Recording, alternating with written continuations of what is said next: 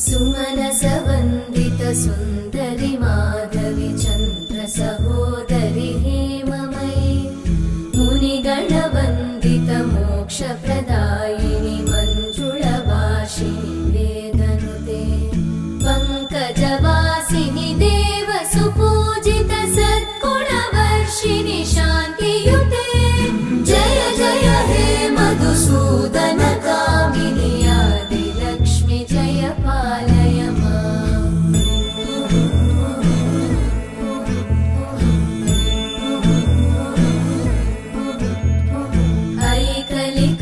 ऐकलिकल्मषनाशिनि का